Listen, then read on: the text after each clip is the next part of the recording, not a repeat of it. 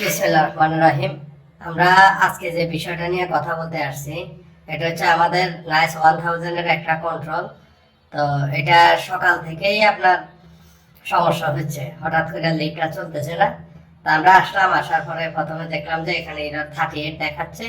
তো এরর 38 আপনার অনেকগুলা কারণে দেখাতে পারে, যেমন যদি কোনো কারণে চারটা লিমিটের মধ্যে সোলো লিমিট, ফাইনাল লিমিট, চারটা লিমিটের মধ্যে কোনো একটা ডিরেকশন চেঞ্জ হয়ে যায়, তারপরে মোটরের এনকোডারের সমস্যা হয়, এনকোডারের এই যে ফিজিক্যালের সমস্যা হয়, এগুলাতে যদি সমস্যা হয় সেই ক্ষেত্রে এটা রাখতে 38 আসতে পারে। আবার আপনার আসতে পারে কোথায়, যদি ব্রেকের কোনো কারণে সমস্যা হয়। তো এই কারণে আমরা কি করব, আমরা প্রথমে ব্রেকের লাইনটা খুলে দেখলাম যে এখানে লাইন ঠিক মতো লাগানো আছে কিনা, লাইনের অ্যাক্টিভিটিস ঠিক আছে কিনা, এগুলা দেখলাম যে লাইন সব লাগানো আছে। এই যে কিপ্যাডে দেখতেছেন, কিপ্যাডে এররটা শো করতেছে। তো আমরা কিপ্যাডে এই যে স্টপ বাটন আছে, স্টপ বাটনটা প্রেস করে আপনার এরর 38 সরায়ে ম্যাগনেটিক কন্ডাক্টরটাকে প্রেস করে দেখলাম যে ব্রেকে ভোল্টেজ যায় কিনা। দেখলাম যে না, ব্রেক কোনোভাবে রিলিজ হচ্ছে না। ইভেন ফর রান কন্ডাক্টর আর ম্যাগনেটিক কন্ডাক্টর দুইটা একসাথে প্রেস করলাম, তাও দেখতেছি হচ্ছে না। এরপর আমরা দেখলাম যে আমাদের লিমিটের যে অ্যাক্টিভিটিস গুলা আমরা এখানে দেখতেছি x 9 10 11 12 চারটা এলইডি, চারটাতে আমাদের লিমিট চারটার কানেকশন করা আছে। আমরা দেখতেছি চারটাই আমাদের ওকে, হ্যাঁ এলইডি জ্বলতেছে, মানে নিচে লিমিটের অ্যাক্টিভিটিস ঠিক আছে। তো সেই ক্ষেত্রে আমরা বুঝতে পারলাম যে ব্রেকেই সমস্যা। তো এখন আমরা চেক দিচ্ছিলাম যে ব্রেকের কানেকশন, ম্যাগনেটিক কন্ডাক্টরের যে ব্রেক থেকে তার আসছে। তো এটা চেক দিতে যাই আমরা দেখতে পেলাম যে এখানে দেখেন এটা হচ্ছে ব্রেকের ম্যাগনেটিক কন্ডাক্টর। হ্যাঁ, তো এই ম্যাগনেটিক কন্ডাক্টর আমরা দেখতে পেলাম যে এই যে দেখেন এখানে একটা তার খুলে আছে। এই যে দেখতেছেন, এই যে তারটা কিন্তু আপনার খোলা, দেখেন তারটা খুলে আছে, স্পষ্ট হচ্ছে না, তারটা খুলে আছে।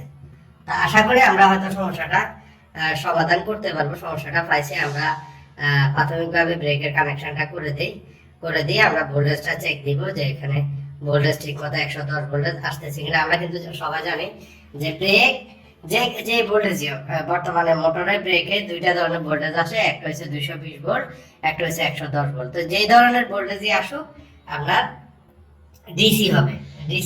এই যে রেক্টিফায়ার আছে, রেক্টিফায়ার মাধ্যমে ডিসি হয়ে, এসি থেকে ডিসি হয়ে তারপর আপনার মোটর ব্রেকে যাবে।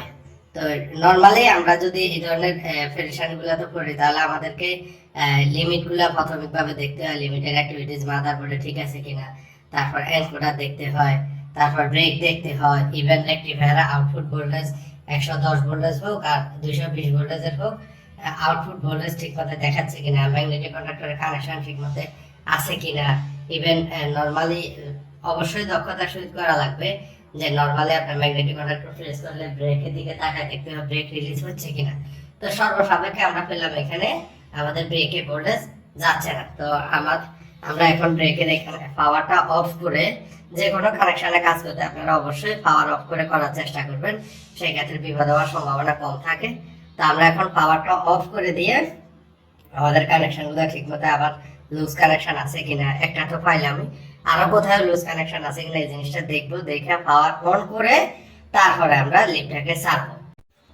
যে আমাদের সমস্যাটা এখন সমাধান হয়েছে। আমরা একটা প্রো লিফট কল দিয়েছিলাম, এই যে এখানে যে ম্যাগনেটিক কন্ডাক্টরের কানেকশনটা ছিল না, এইটাই সমস্যা ছিল। তা আমরা এটা এখন কানেকশন করে দিছি, আশা করি আমাদের সমস্যাটা সমাধান হয়ে গেছে।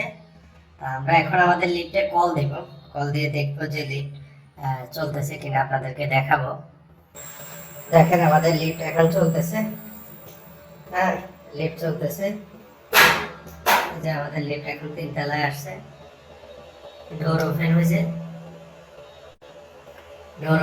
এখন আবার ডোর ক্লোজ হবে, ডোর ক্লোজ হয়েছে। ধন্যবাদ সবাইকে আমাদের পাশে থাকার জন্য। আমাদের লিফট এবং এসকেলেটর সম্পর্কে নতুন নতুন ভিডিও পাওয়ার জন্য আমাদের চ্যানেল এবং পেজকে লাইক এবং সাবস্ক্রাইব করে রাখুন। ভালো থাকুন, আল্লাহ হাফিজ।